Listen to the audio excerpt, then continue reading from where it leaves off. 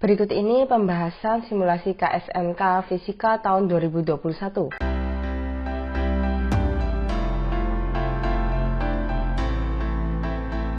Untuk soal yang pertama ini mengenai kinematika dan penerapan turunan, mari kita lihat penyelesaiannya sebagai berikut ini. Pada soal ini terdapat sebuah partikel yang bergerak pada bidang XY sepanjang sebuah lintasan Y dalam fungsi X.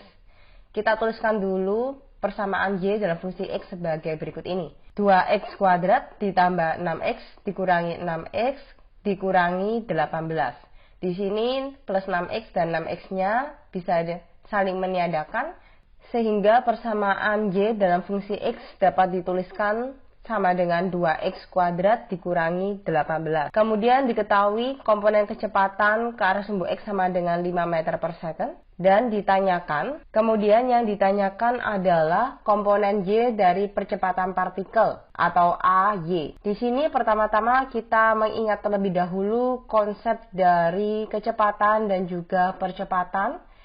Nah, dengan mengingat bahwa di sini kita memiliki persamaan YE, kemudian untuk menjadi kecepatan dan percepatan kita bisa memanfaatkan aplikasi dari turunan, di mana V sama dengan turunan dari jarak atau Y terhadap waktu, sedangkan percepatan adalah turunan dari kecepatan terhadap waktu.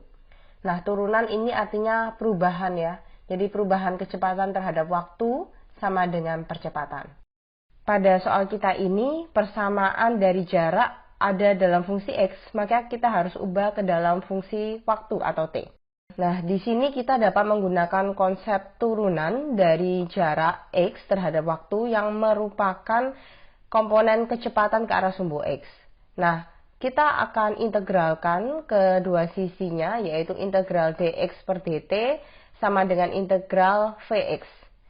Nah, di sini kita akan bisa tuliskan integral dx sama dengan integral Vx kali dt, sehingga integral dari dx adalah x, dan integral dari Vx nilainya 5 dari soal terhadap waktu dt adalah 5t.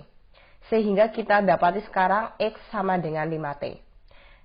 Dari sini kita dapat mengubah persamaan jarak y dari fungsi x menjadi fungsi t atau waktu dengan mensubstitusikan x sama dengan 5t pada persamaan jarak y berikut ini. Sehingga dapat dituliskan y dalam fungsi t adalah 2 dikali 5t kuadrat dikurangi 18 sama dengan 50t kuadrat dikurangi 18. Setelah kita mengetahui fungsi dari jarak ke arah sumbu Y terhadap waktu, kita dapat mencari nilai kecepatan ke arah sumbu Y dengan cara turunan dari Y terhadap waktu. Sehingga kita dapati hasilnya adalah 100T. Nah, untuk percepatan kita dapat cari dengan turunan dari komponen kecepatan ke arah sumbu Y terhadap waktu yang hasilnya adalah D per dt dari 100t, sehingga didapati hasilnya percepatan ke arah sumbu Y adalah 100 meter per second kuadrat. Nah, dengan mengingat di sini bahwa dalam KSN diminta bahwa penulisannya dalam hasil akhir bilangan numerik dengan satu angka di belakang koma, sehingga kita tuliskan 100,0. Nah, untuk satuannya di sini tidak perlu dituliskan karena sudah ada di soal. Kita hanya perlu menuliskan angka akhirnya saja, yaitu 100,0.